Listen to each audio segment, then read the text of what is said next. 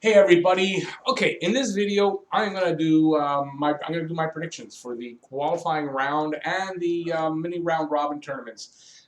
Today's video, we're gonna start off with the Eastern Conference, and if you watch my Eastern Conference preview for these games, I know the boards look quite similar, but they're not. And yeah, I'm gonna make my predictions in how many games, and we're gonna get right into it right away. I'm gonna leave Montreal, Pittsburgh for last. And we're going to start right away with Toronto Columbus Blue Jackets. Okay, so Toronto Columbus. First off, I want to say I want Toronto to win because I don't want them getting Lafreniere. I don't want them even in the running at all for Lafreniere. I want Toronto to win. We'll go over it now. 36, 25, and 9 in the regular season. 13th best in the league. Last 10, they were 5-4-1, so 500, and overall 579 winning percentage. They scored 237 goals, good strong offense, which we know, and they gave up 222 assists, 221, that's what Montreal gave up, 222 goals. So their defense, as we also know, not the best. 23.1% on the power play. They've got a good power play. 77.7% on the penalty kill. Now, 777, that's great if you're doing slots, but it's not great on the power play for an NHL team. But it goes along with their suspect defense because all their money is on offense, pretty much. Matthews, 47-33 for 80 points, so that's 47 goals. 33 assists, 80 points.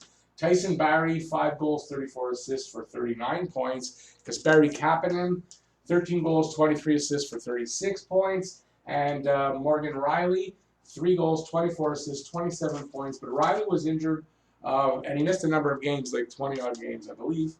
Now, for me, when I have these, you'll see there's another player that's kind of separated. So Willie Nielander is the guy I got for Toronto separated, 31 goals, 28 assists, 59 points. A really good bounce back year from the year before. That was that contract stuff. I think Nylander could be a pretty important player here. He's not first in goals, but scores a lot of goals, obviously. Nylander could be that guy to watch in this series, especially. I think I was going to say Craig Anderson. Freddie Anderson's going to be the goalie. I don't expect Jack Campbell to start any games unless Anderson is injured. Now, Anderson didn't have the greatest year. He was good, but he wasn't, like, his numbers aren't as good as they should be. Anderson could be suspect here, in my mind, but I think they're going to beat Columbus at a really good. So does the D hold up? These are questions. Does the defense hold up? We know the defense is suspect here. They're kind of porous. There's more offense to the defense than there is defense to the defense. And also talent level, they have to build around the forward lines that are expensive, and they're paying the price on defense. That's a problem in Toronto. It's going to be for a while. Penalty kill percentage needs to go up. Their PK, not good at 77.7. Even though you got a good power play, and if you add the numbers, it goes just over 100, but 77 is not good, especially when this is a team with a, okay, here, I forgot. I was looking at the other number. Here it's not going to be so bad because Columbus's power play, not very good. They might get away with that. But I don't think they'll get away with it down the road. This is what I'm saying. So here, I still think they're going to win, but their penalty kill needs to go up if they're going to go any further than that, which I don't really expect, but that's me. And I wrote here also, is Anderson back to normal? Because he didn't have a great season, I found. Columbus, 33, 22, and 15. That's a lot of overtime and shootout losses, which you're not going to, we get a point for. You're going to get nothing for for losing in the overtime. And there's no shootouts. They were 14th overall in the league. Last 10, they were 3-4-3, so not doing. They stumbled at the end. 579 winning percentage. 180 goals for and 183 goals against. So their offense, with the loss of Panarin, and he took a lot of points out of there. So their offense isn't one of the best in the league, but their defense is good. So you've got an offense that kind of sputters against a defense that isn't great, and you've got an offense that's good against a defense that's good. This is going to be a pretty close game, series, I think. Dubois, Pierre Dubois, 18 goals, 31 assists, 49 points. Zach Werenski, 20 goals, 21 assists, 41 points. Bjorkstrand, 21 goals, 15 assists, 36 points. Nyquist, 15 goals, 27 assists, 42 points. Now, I'm not going through their list 1, 2, 3, 4. Just, these are guys that I think, he's a young guy. Defense. I'm giving some a look through the roster. Seth Jones, going to be very important in this. He's recovered from his injury. 6 goals, 24 assists, 30 points. Low because of the injury. I think he's going to be pretty key here. Korpisalo or Merzlikins, I don't know who's going to be. I haven't really heard anything. They need to score versus a weak Leafs defense. They're going to need to score. That offense is going to have to put up some points. That power play has to be better. 16.4%, not good enough. Did I do the power play? 16.4%, 81.7%. Penalty kill's good, power play not. It's the opposite here. Power play is good, penalty kill's not. Can the D hold off the Leafs scoring? So, for me, I'm not organized enough. I've got Toronto, and I've got it in 5. I think it's really close between how the offense and the defense on one side and the other, and the power play, the special teams, and even goaltending. I mean, Anderson hasn't been lights out. Unless he is, he may change. Maybe back to his top form. I don't know. And we may see some lights out from Merzlikins. I kind of had this as a prediction that he's a possible game breaker. So we'll see how that goes. But I've got it Toronto in 5. And in that way, they don't get a shot at Lafreniere, which pleases me to no end. Okay, next up, Hurricanes and the Rangers. Hurricanes 38, 25, and 5. They were 9th overall in the league at a .596 winning percentage. In their last 10, 5, 4, and 1, so 500. 217 goals for, 193 goals against, so decent offense, good defense. 22.3% on the power play, 85% on the penalty kill. So their special teams were doing really well. If they keep that up, that's really good for them. Aho, 38 goals, 28 assists, 66 points. Hamilton, who is back from his broken leg, 14 goals, 26 assists, 40 points. And now remember, he missed a lot of time. Svechnikov, 24 goals, 37 assists, 61 points. And Jacob Slavin, 6 goals, 30 assists, 36 points. Another key guy, I don't know, what's his first name? Teravainen, 15 goals, 48 assists, 63 points. I think the offense for Carolina is definitely sound. So is it for Rangers. I think Carolina's got very few question marks. One of them is goaltending. So Mrazek or Reimer, they're both healthy again. They were both injured at the end of the last season. They're both healthy. Are they fully healthy? Are they ready to go? That I don't know. I would imagine that they are. Mrazek should be in nets. Question mark for me, Jake Gardiner. He had that knock on him, especially I think in the playoffs in Toronto, and he didn't have a great season. He didn't. I think the same question marks are out there. And what will we see from him in the playoffs? The Rangers, 37, 28, and 5, 18th overall in the league, .564 winning percentage, 5, 4, and 1 in their last 10, 233 goals to 220 against. 233 goals, great offense. They have a great offense, and Artemi Panarin really drives that offense. And they need a little bit better on the defense because 220 goals, not great. Panarin, 32 goals, 63 assists, 95 points. D'Angelo, 15 goals. He's a defenseman. 38 assists, 53 points. Strome, 18 goals, 41 assists, 59 points. And Chris Kreider, who's recovered from that broken, I think, foot or broken leg, 24 goals, 21 assists, 45 points. And a very key guy, I think, especially goal scoring, Mika Zibanejad. He had 41 goals, 34 assists for 75 points. He's going to be a very key member of this team, as, of course, Panarin is. Shesterkin's supposed to be in nets. D needs to tighten up because I didn't give their percentages. 22.9% on the penalty kill, which is great. 77.4% on the power play. Not going to do well enough.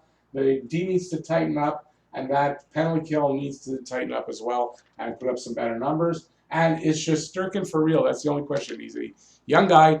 Played, I believe, 12 games. He went 10-2. I think it was a .304 goals against. Not great, But, I mean, he was like 9-1 in his first 10 games. So is he for real? Is he going to backstop them through this matchup? And I kind of think he will. I am going with New York. I've got New York in 5.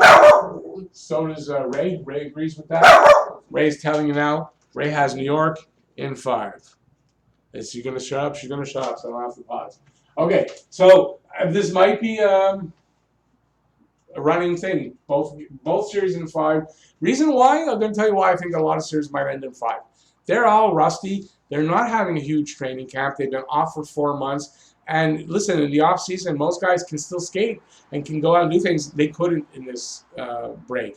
So I don't think it's a long training camp, and I think we're going to see some rusty games, and we're going to see probably some longer series. I don't think we're going to see any sweeps, at least not on the east side. I didn't do the west yet. I don't think we're going to see any sweeps here.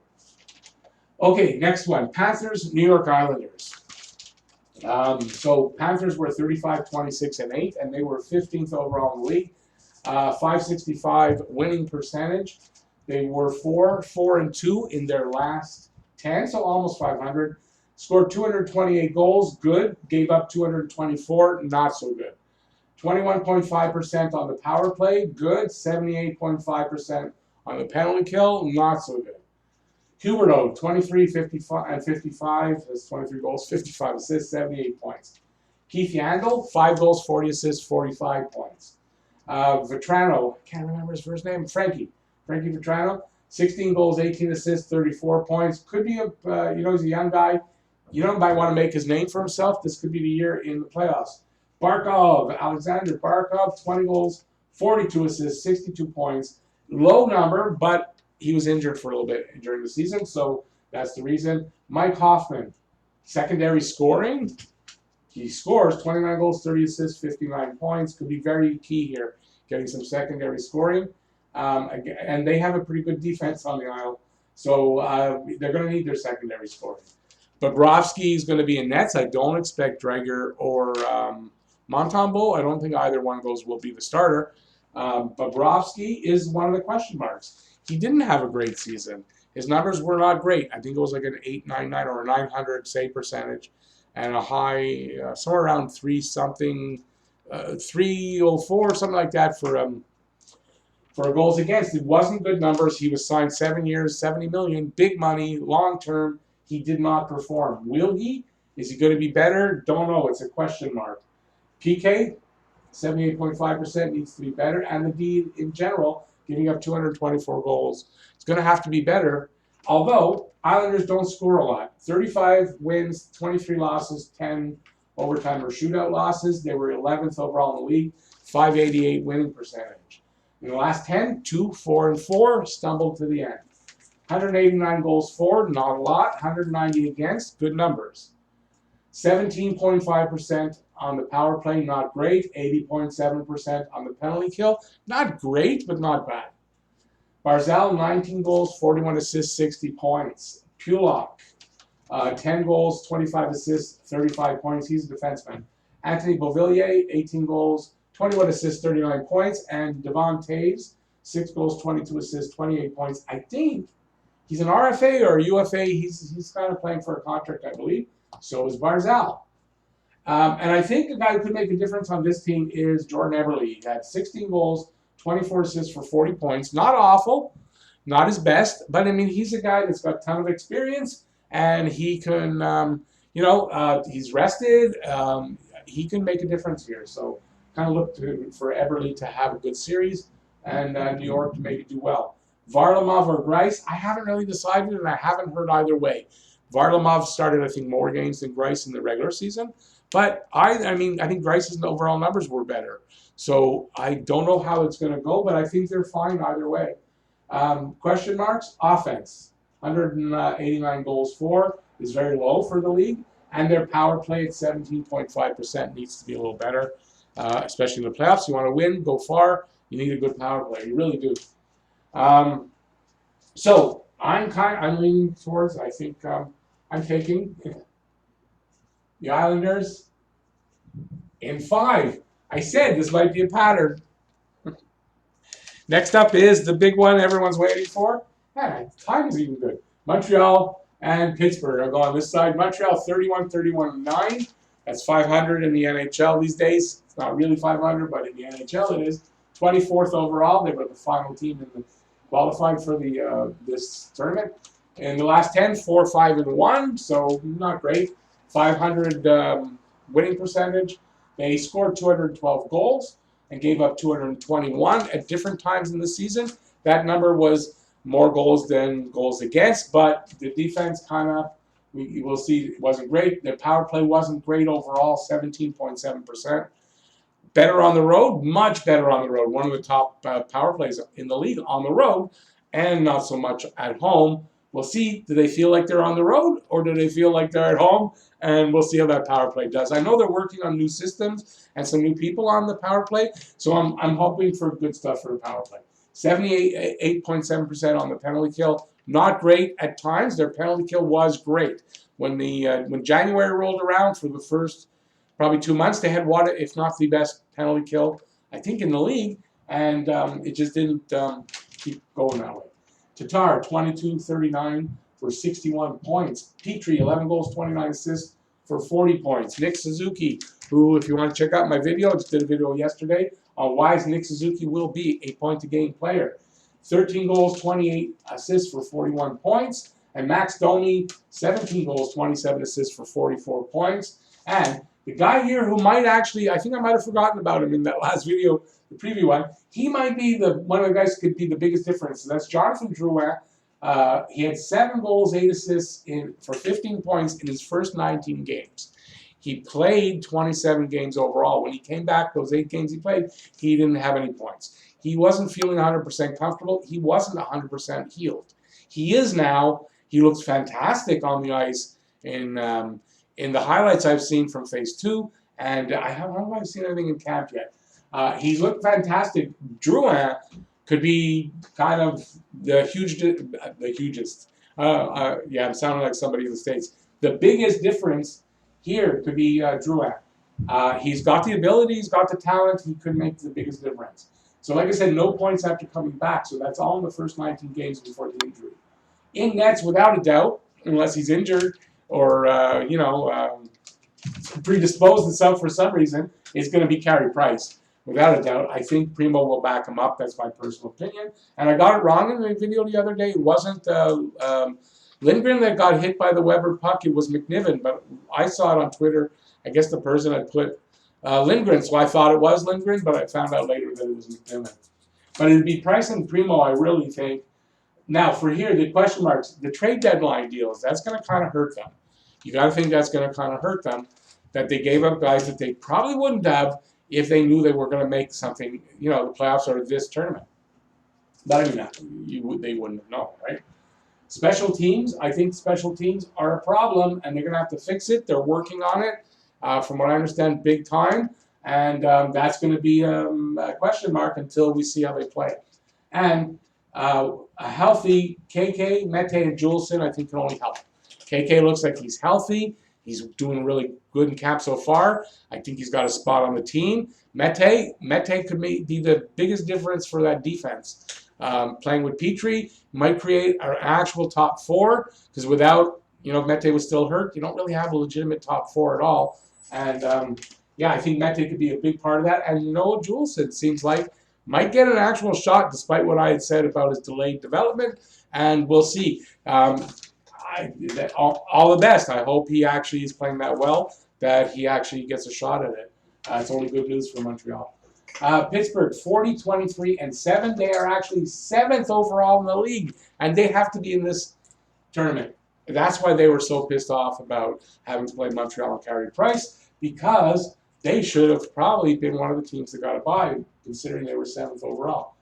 Last 10, they were 3-7-0 and kind of stumbled, and maybe that's what cost them from, maybe they could have not been in this tournament if they had a better last 10 games. 623 winning percentage, 224 goals for, great. 196 goals against, also pretty damn good for a team that was injured, had tons of injuries, especially on defense. I believe defense as well. Anyway, and yeah, that's pretty damn good numbers. 19.9 on the power play. Excuse me, not great, but not bad either. 82.1% on the penalty kill. That's pretty decent numbers. Could be a little better, but I wouldn't. I would love Montreal to have that. Malkin, 25 and 49 for 74 points. Letang, 15 goals, 29 assists for 44 points. Jake Guentzel, who should be back from injury. There's still, I think, a question mark. I haven't heard otherwise that his shoulder is 100%, but we're going to find out. He's had 20 goals, 23 assists for 43 points, and that was like not in a lot of games. I think 39 games. It's possible it was 39 games. Sid the Kid is back on the ice. I think he's going to be fine. 16 goals, 31 assists for 47 points in 41 games for Sid the Kid. John Marino could be very important for their defense. He's a rookie, I believe he's a rookie. 6th round draft pick. Loads of talent. 6 goals, 20 assists, 26 points, not in a full season. And I think he could be a big difference for Pittsburgh. In nets, I don't know if it's Murray or Jarry. Still don't know. I haven't heard. Either way, I think Pittsburgh's in good shape. Injuries all season are a question mark. Are they fully healed? Is anybody going to get hurt again? We know they have the depth, but still, we don't know about injuries. And they should be healthy now, so I think that's pretty good for them. Now, this is coming time for my prediction for this series. Now, I have said I think, well, I want the pick. I don't want Montreal to win. I said I think Pittsburgh's going to win, but I got to tell you, my gut is telling me otherwise, like big time, and I can't help but listen to my gut. And as much as I don't want to do this, I see Montreal winning in 5. I know it's another in 5.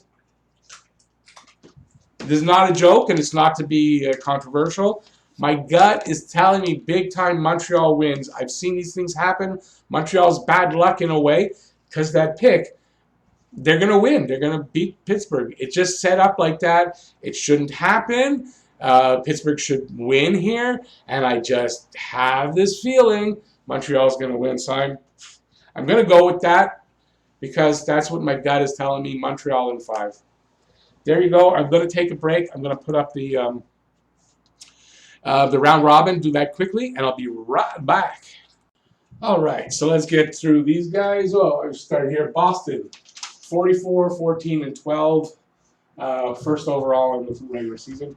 227 goals for. That's good. 174 against. That's even better. I should just say that they've got good offense and defense. In their, the camera's there.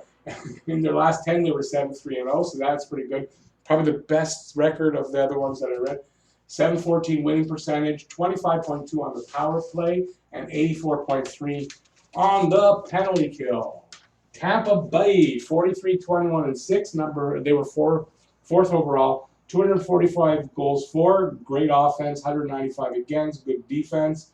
Last 10, 3, 6, and 1. So stumbled at the end there a bit. I don't know why I'm looking down. 657 winning percentage. 23.1% power play, 81.4% penalty kill, so good special teams. Boston and them have they all have good special teams.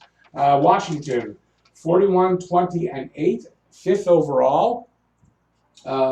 240 goals for, 215 against. So the defense, I'm a little surprised. The defense that many goals against. Last 10, 4, 3, and 3. So.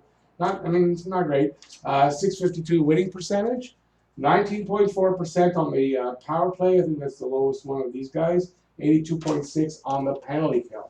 Philadelphia, 41, 21, and 7. 6th overall, 232 goals for, great offense, 196 against, great defense. Last 10, this was the best one that I've seen so far, 9, 1, and 0. They were on a good streak near the end there.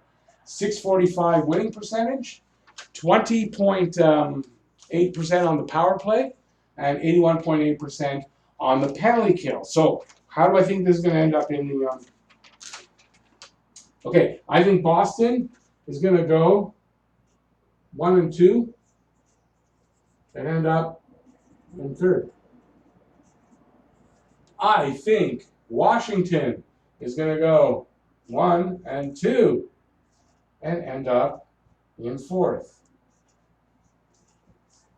I think Philadelphia is going to go 1 and 2 and end up in second.